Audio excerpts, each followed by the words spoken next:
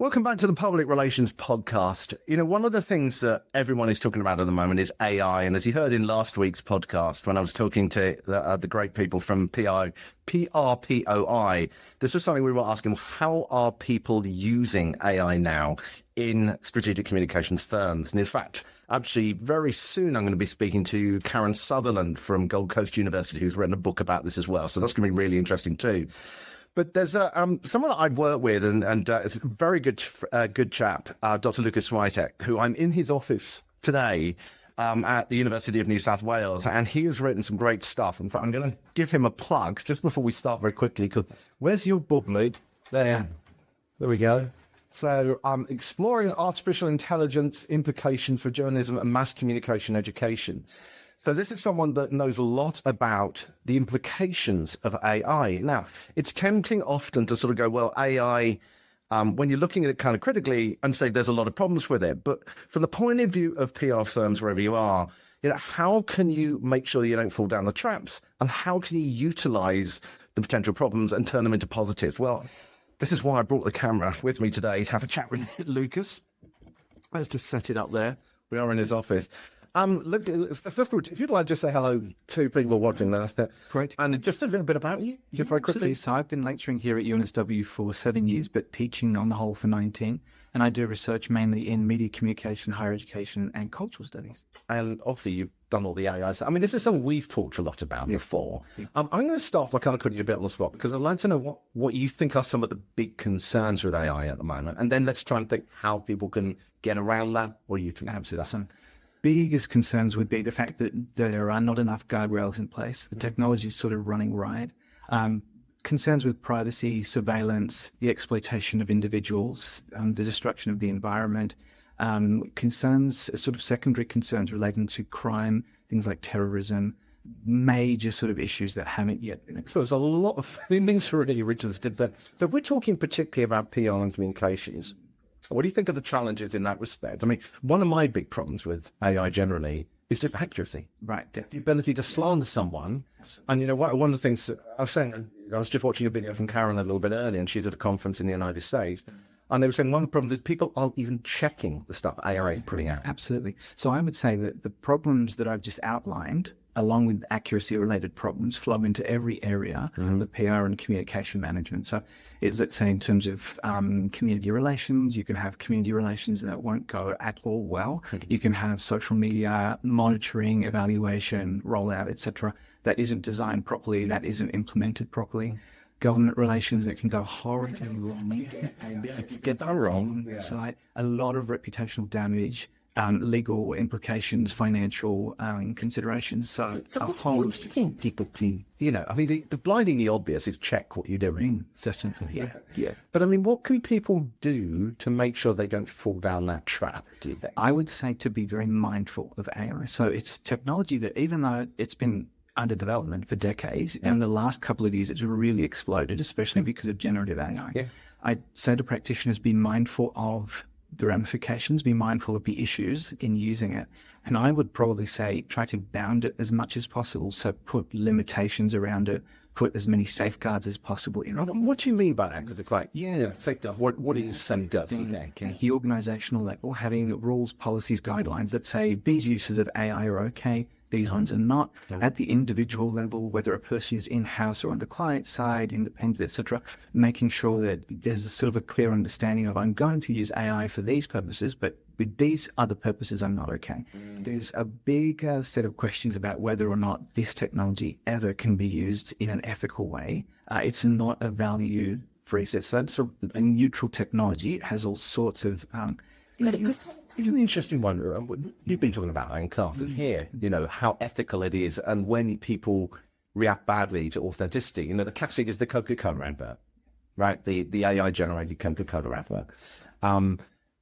You know, from your research, do you think people are going to get used to that, or do you think people are always going to be suspicious of AI? I think they're increasingly getting used to it, but at the same time, what's really interesting is that there's a growing awareness of the problems that it poses. Yeah. In all sorts of areas, ranging from the mistakes connected to accuracy that it's making through to the deep fakes that it's producing, and people as a result are being victims of cybercrime, being victims of everyday sort of defamation and so on. It's wonderful to see actually the growing levels of criticality that people are building. Yeah, and they're basically looking at it and go, yeah, there are potential. I mean, absolutely. In a way, I think you said the Wild West, isn't it? And it's like the Wild West where no one really knew what was going to happen. That's right, yeah. And so we're all experimenting, but you just hope you're not the one that made the mistake. Exactly. And for a little bit, I think, like social media, where it's been a Wild West for 15 or 20 years. And we've come to a point now in many countries where a lot of people are saying, hang on, things aren't quite right. And we need stronger safeguards and regulations and so on. Yeah, I think it'll be much the same thing with AI, except it's a technology that's far more sophisticated, pervasive, and it can do a lot more at the end of the day than social media. You know, one of the other things that gets me about AI, and I think we all do this, is that we'll go and chat to AI and it comes up with such a good answer on the way it's written. Not only have you got the danger of it being convincing and it getting it wrong, but it's hard not to develop a relationship with it. Yeah, absolutely. And that can go both ways. One is that we trust it too much, but the other is that we put the content out there and people trust things are wrong. Definitely. I think it's interesting that on the one hand, a lot of people are more and more finding that building a relationship with AI is very problematic. And on the other hand, you have relationships being built that are now slowly starting to go too far. Yeah. It might be me looking at the issues, in and connected to AI. But I mean, I think when it comes to PR, communication, management, strategic communication, and so on, at the end of the day, people still prefer to talk to people at this stage, especially in organizational context. So practitioners and actually anyone need to be aware of still having that human touch.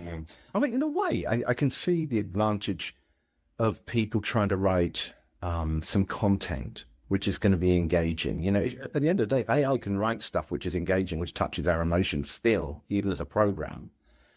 There is some benefit there. I mean, I think we've all probably used it for writing a difficult email or a positive email, and then we go and tweak it.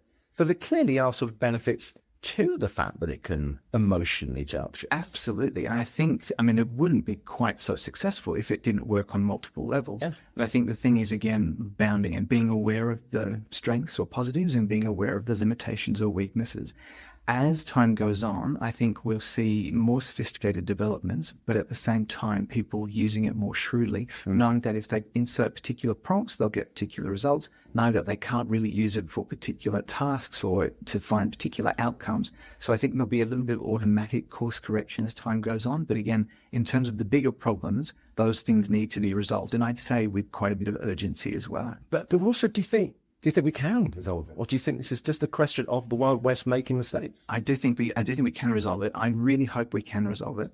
I think if we can't resolve it, humanity will be in for a whole lot of strife. Yeah. And I look particularly at defense-related developments that involve AI, because, social media, that's sort of one set of problems that have very significant mental and physical health impacts. But when you get into military-level uses of AI, that's obviously on an existential level very problematic for humanity. So if we're thinking about communicating with the public, where do you think AI is going to go in terms of PR agencies and cons? I think deeper integration, more extensive integration, and more sophisticated operations at the end of the day. Do you mean more accurate, or what do you mean? More accurate, more richer, more widely applicable in terms of all sorts of multimedia, iconographic, so visual sort of things, lexical, text-related, etc. Just a whole lot of additional usage, but being integrated so more and more deeply into operations.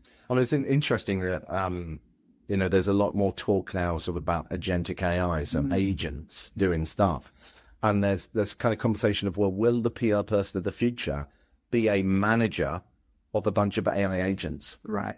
Rather than having a team of juniors that you might have had in the past, will that be the case that actually the PR person won't be going out for coffee with the journalist? They'll simply be checking the content being generated by the agents. It's a good question. Yeah. I hope that where we need obviously jobs like that in the future where we can't get information from other sources. I hope human beings will have those jobs. Human beings who need food and shelter and so on and so on. But this is the problem, though, isn't And I it? think this is an ethical question where at the end of the day, individuals, organizations and the profession say we're okay with the use of AI for these things, but we don't want to take money and work and employment away from human beings. It's going to be interesting to see what happens. Definitely. Of course, if you've got any thoughts on this, then do let me know as well. This is something that I'm going to be covering in a huge amount of depth over the coming months, and I suspect years, because this is something that is obviously incredibly useful, but also has plenty of pitfalls for the PR scene as well, and strategic comms generally. So if you do have any thoughts, then do let me know. And as I say, I'm going to be covering this a lot more. I'm going to be talking to Karen soon as well. And also what effect it will have on jobs too. I'm speaking to a strategic communications recruitment agency in the United States very soon as well, about what it means in terms of junior workers. You know, particularly if you're trying to get a job in PR for the first time, what will AI mean for what you need to do to get into it? Hope that's been useful. You are listening to the Public Relations Podcast. You can find all my details on LinkedIn by searching for Richard Midson. That's Richard, Midson, or of course the website, thepublicrelationspodcast.com.